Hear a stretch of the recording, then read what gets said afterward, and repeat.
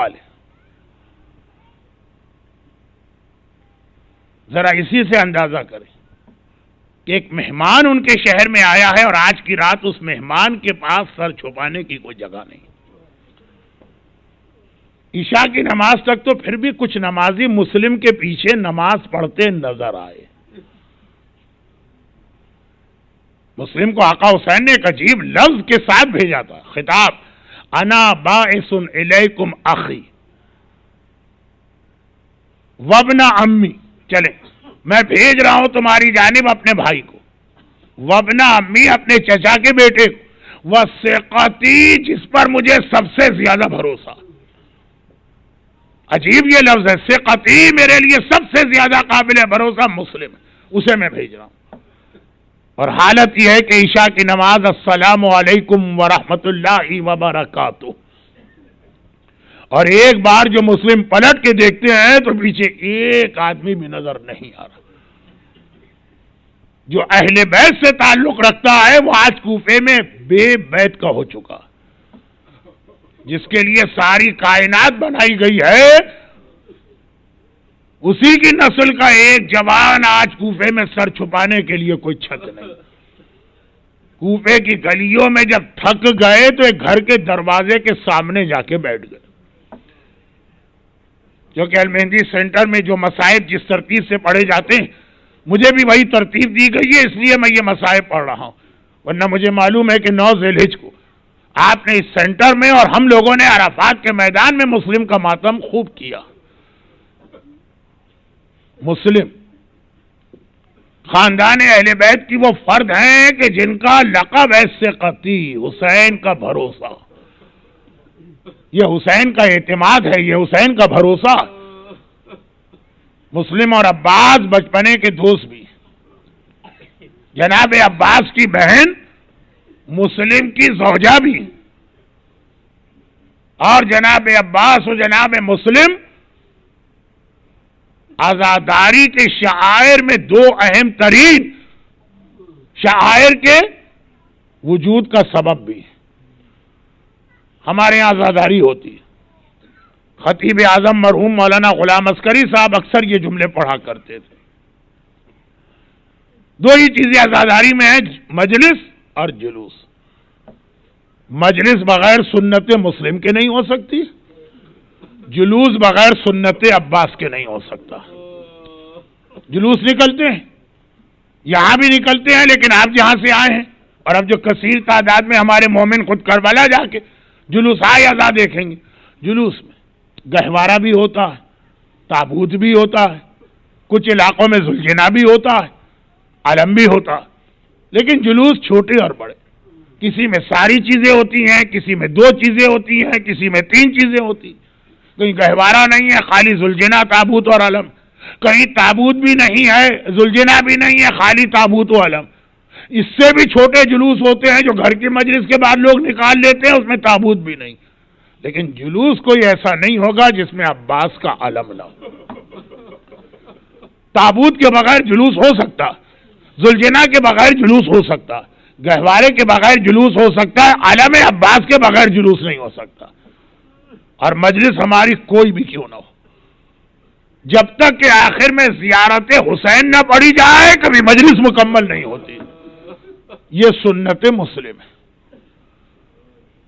وہ سنت عباس ہے, جلوس اور علم عباس, اور یہ سنت مسلم.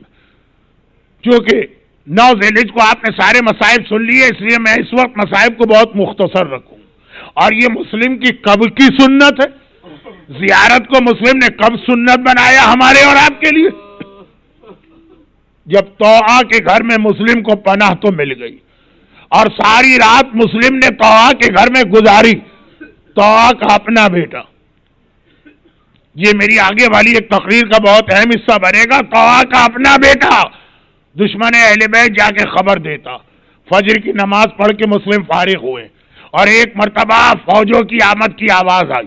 بس جیسے ہی مسلم نے سنا, تلوار لے کے گھر سے باہر نکلنے لگے. وہ ضعیفہ طوعا گھبرا کے کہتی ہے, آقا کہاں چلے؟ کہا کہ یہ فوج آ رہی ہے, مجھے اس کا مقابلہ کرنا. حیدر کرار کا داماد ہے, ایک مرتبہ مجھے ان سے جنگ کرنا. تو نے کہا آقا کھلے میں آپ اکیلے، اتنا بڑا لشکر، جنگ مشکل ہے، آپ میرے گھر میں بیٹھ کر جنگ کریں یہاں پھر بھی دشمن کا مقابلہ آسان ہے۔ عجیب جواب دیا۔ مسلم نے کہا اے طلحہ مجھے پتا ہے یہ بے حیا فوج رکے گی نہیں، یہ میری وجہ سے تیرے گھر میں داخل ہو جائے گی، مسلم یہ برداشت نہیں کر سکتا کہ میری وجہ سے کسی ضعیفہ کا حجاب بھی متاثر ہو۔ اے مسلم کاش آپ کربلا کی شام غریبہ ہوتے، آج ایک طلحہ کے حجاب کا اتنا خیال کہ آپ دشمنوں کے درمیان جا رہے، وہ تو محمد کی نواسی ہے، علی اور فاطمہ کی بیٹی ہے، ارے آپ کی شہزادی زینب ہے۔ یہ آپ کی شہزادی زینب کا جملہ یاد رکھیے، یہ مصائب کا آخری ٹکڑا ہوگا۔ ایک بار مسلم نے مقابلہ شروع کیا، عجیب جواب محمد ابن اشعث ابن قیس نے دیا۔ یہ ابن زیاد کی فوجوں کا سالار بن کے آیا اور بار بار خط بھیج رہا ہے کہ اور فوج بھیجو اور فوج بھیجو، مسلم گرفتار نہیں ہو پا رہے۔ آخر ابن زیاد گھبرا گیا، کہا ایک اکیلے کو پکڑنے گئے ہو اور اتنی فوجیں مانگ رہے ہو؟ عجیب جواب تھا۔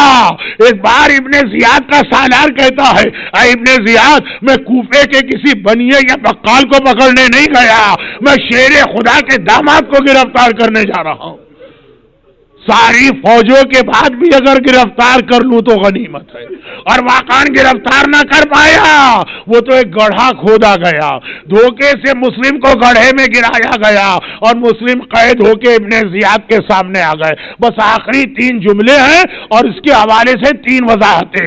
مسلم ابن زیاد کے سامنے گرفتار ہو کے آ گئے۔ اب ایک روایت سنیے، کربلا کے بعد کسی نے مدینے میں آقا سجاد سے پوچھا تھا، آقا سجاد میں اس دن بھی ابن زیاد کے دربار میں تھا جس دن آپ کا چچا گرفتار ہو کے آیا تھا، اور اس دن بھی ابن زیاد کے دربار میں تھا جس دن خود آپ گرفتار ہو کے آئے تھے۔ مولا آپ کے چچا بہت بہادر ہیں، لیکن آپ امام وقت ان سے زیادہ بہادر، پھر یہ فرق کیوں ہو گیا؟ جب آپ کا چچا آیا تو قیدی تھا، ہاتھوں میں رسیاں تھی، ہونٹ زخمی تھے، دانتوں سے خون جاری تھا، مگر شیر خدا کا شیر پوری شان کے ساتھ آیا، سینہ تان کے آیا، کمر سیدھی تھی، سر بلند تھا۔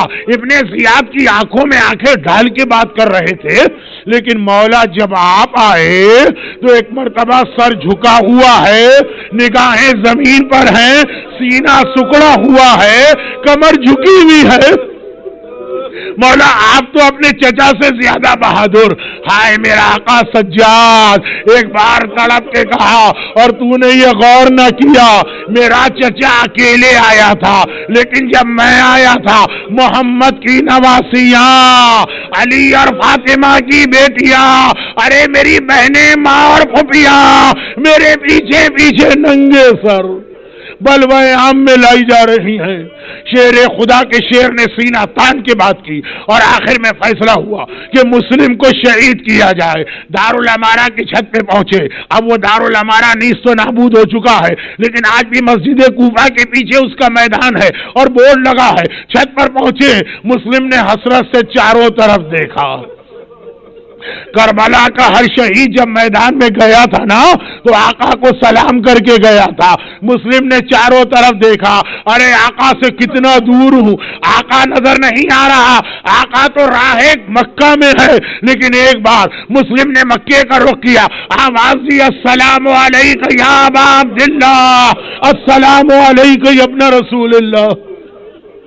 بتا دیا اے چاہنے والے، اگر تو امام سے دور ہو تو گھبرانا نہیں، فاصلے سلام میں رکاوٹ نہیں بنتے، جہاں پہ کھڑا ہے وہیں سے سلام کر۔ اور حسینی قافلہ کوفے کی جانب آ رہا ہے، حسین اپنی جگہ سے کھڑے ہوئے، ایک بار کوفے کا رخ کیا، وعلیک السلام یا اخی مسلم، اور اے میرے مظلوم بھائی مسلم، تم بھی حسین کا سلام لو۔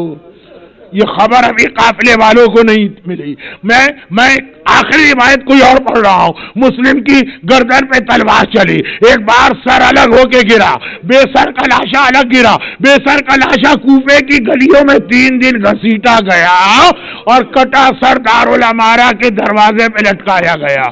3 دن کے بعد اس بے سر کے لاشے پہ کیا گزری، بس اب جملہ سن لیجئے۔ کربلا کا واقعہ ہو گیا، 11 محرم کو سیدانیوں کا لٹا قافلہ قیدی بن کے کوفے کی جانب چلا. ایک بار یہ قافلہ کوفے میں داخل ہو رہا ہے.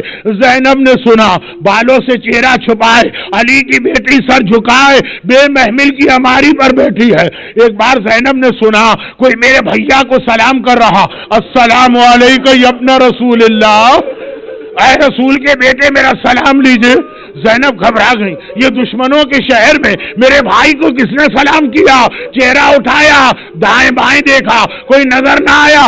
دوسرا سلام زینب کے نام آیا, السلام علیکی یا بنت رسول اللہ, اے رسول کی بیٹی میرا سلام لیجئے. اب زینب نے پہچانا کوفے کے دروازے پر ایک بے سر کا لاشا لٹک رہا ہے اور اس سے سلام کی آواز آئی. گھبرا کے زینب کہتی ہے, اے شہید راہ خدا, تو ہے کون جو میرے بھائی کو اور مجھے سلام کر رہا؟ لاشے میں سے آواز آئی, بے سر کے لاشے سے آواز آئی, شہزادی آپ نے اپنے غلام کو نہیں پہچانا؟ انا مسلم ابن عقیل, ارے میں آپ کا بھائی مسلم, 1 مہینے سے کوفے کے دروازے پہ آپ کا انتظار کر رہا. اجرکم اللہ. پروردگارا, راہ خدا کے اس مسافر شہید کے اس بے سر کے لاشے کا واسطہ, دنیا بھر کے صاحبان ایمان, خاص طور پر جن علاقوں کے نام آج کی مجلس میں لے لیے گئے, دنیا بھر کے صاحبان ایمان, ان کی جان, مال, عزت, آبرو, اولاد اور ایمان کی حفاظت فرما, اور یہ ظلم